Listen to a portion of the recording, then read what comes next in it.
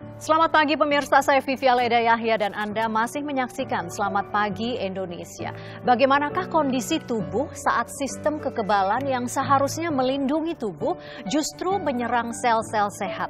Komedian Verasta Subardi atau Pepeng adalah salah satu pasien yang meninggal akibat sistem kekebalan tubuh yang justru menyerang dirinya. Penyakit bernama autoimun ini terdiri dari berbagai jenis dan bisa menyerang siapa saja.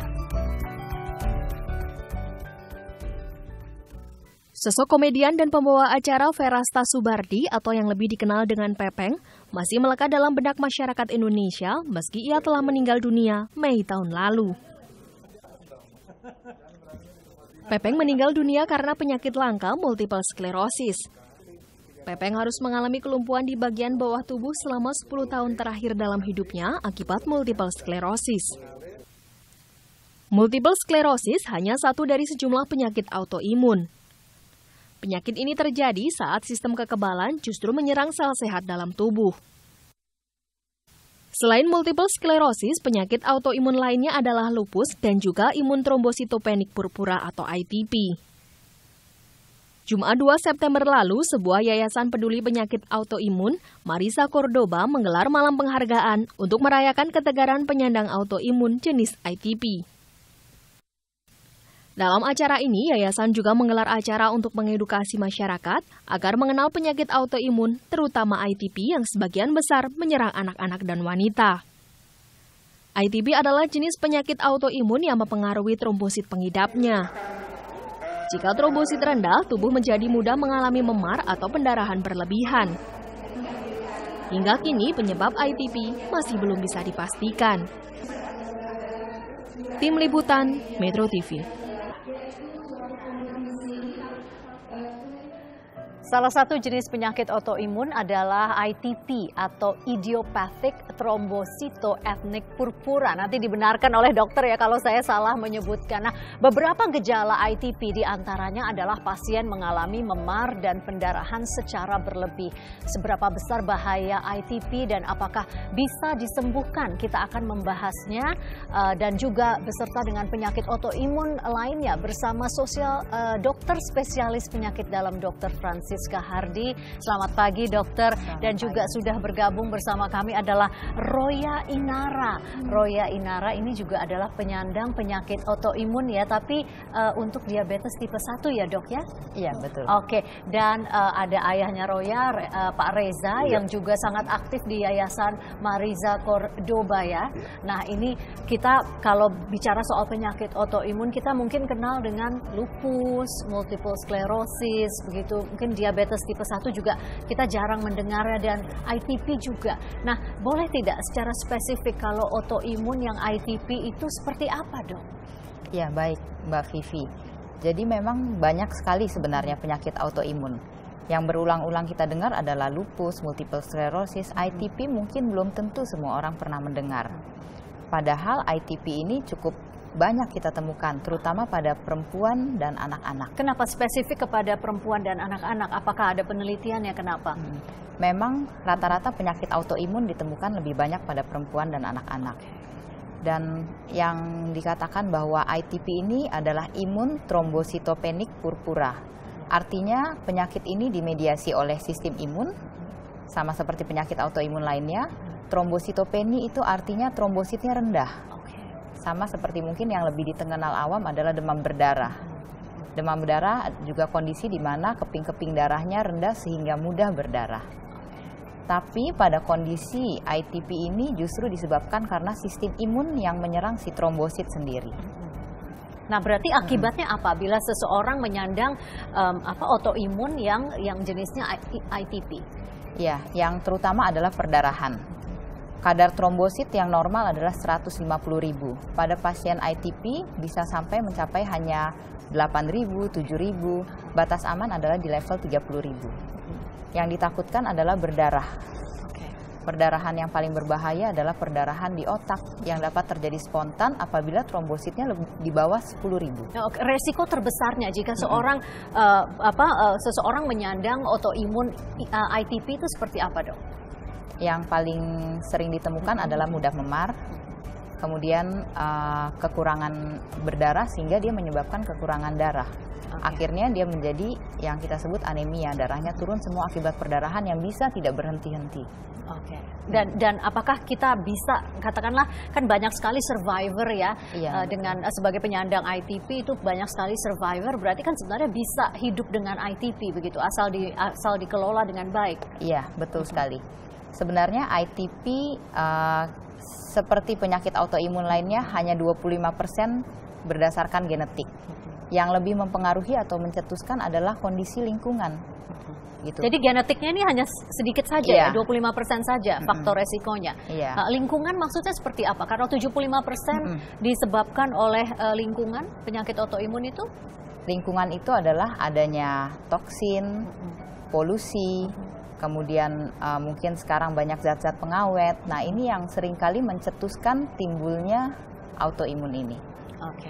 Nah, kalau Pak Reza, Anda sangat aktif di Yayasan Mariza Cordoba yang mensosialisasikan apa itu penyakit autoimun. Biasanya pertanyaan apa yang paling sering ditanya begitu Anda mensosialisasikan kegiatan ini? Oke. Untuk pertanyaan itu sendiri yang terbanyak kita sering hadapin itu adalah kenapa saya bisa kena? Itu yang paling pertama. Terus yang kedua itu sebab akibatnya. Apa aja sih yang sebab akibat maksudnya bagaimana? Apa aja sih yang bikin kita bisa terkena autoimun atau terkena ITP khususnya? Terus juga bagaimana sih cara menghindarinya? Gimana juga caranya kalau kita udah terkena, bagaimana mengontrolnya supaya kita hitungannya bisa bersahabat dengan si penyakit ITP itu sendiri. Dari sekian lama Anda aktif ya untuk mensosialisasikan penyakit autoimun ya. Apa hal yang paling mengejutkan bila berinteraksi dengan masyarakat? Paling mengejutkan itu yang sering kita hadapin adalah tingkat stresnya yang diakibatkan oleh si penderita tidak aware terhadap ITP itu sendiri. Padahal sebenarnya bisa dikelola ya. Bisa dikelola. Mereka stres dan kemudian biasanya apa yang Anda berikan kepada mereka? Jadi, sosialisasikan apa? Mariza Cordoba Foundation itu sudah memulai program namanya LDHS, 5 dasar hidup sehat. Dan salah satu dari program itu adalah bagaimana kita mengontrol pola otak kita, cara kerja otak kita, dan juga bagaimana kita mengontrol stresnya kita. Itu seperti dengan cara seperti apa tuh? Edukasinya seperti apa nih mengontrol agar kita tidak terlalu stres hidup dengan autoimun? Jadi kita memberikan coaching terhadap para penderita. Jadi seperti pertemuan kecil, kemudian kita memberikan motivasi bagaimana sih si penderita bisa bersahabat dengan penyakitnya, bagaimana sih keluarga yang menghadapi bisa juga bersahabat dengan penyakitnya. Karena begitu orang didiagnosa Anda terkena ITP atau Anda terkena autoimun, diabetik, lupus atau apa, yang pertama mereka pikirkan adalah hidup saya sudah selesai.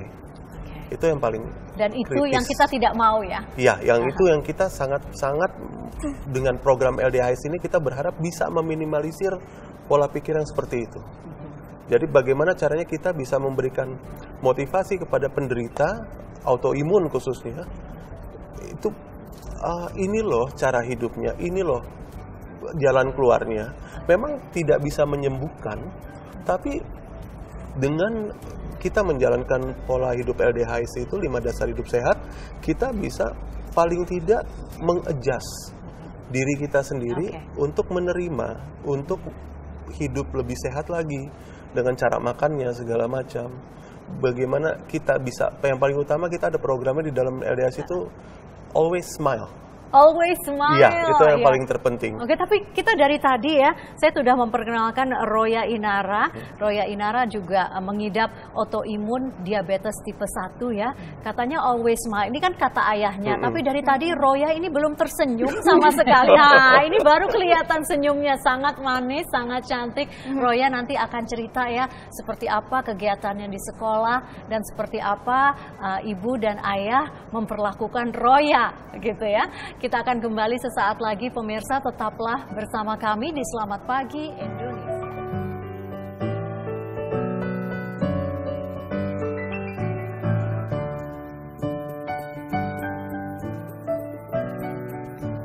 Senang senang sekali di studio juga sudah hadir Roy Inara yang tadi sudah kita lihat senyumnya bersama. Roy Inara ini sekarang kelas berapa? Kelas 3 SMP. Kelas 3 SMP. Kemudian hobinya apa, Roy? Hobinya main basket, dengerin musik, sama main game. Kok keren sekali sih hobinya Roya ya. Roya, waktu itu sejak kapan Roya sudah istilahnya sudah berdamai dengan kondisinya, dan Roya sudah dijelaskan oleh ayah dan ibu tentang kondisi Roya itu sejak kapan? Pas umur 4 tahun. 4 tahun. Waktu itu ingat tidak siapa yang cerita kepada Roya, ibu atau ayah? Nggak ingat. Nggak ingat. Apa yang orang tua jelaskan kepada Roya? Kalau makannya itu harus dijaga sama ditakar dulu.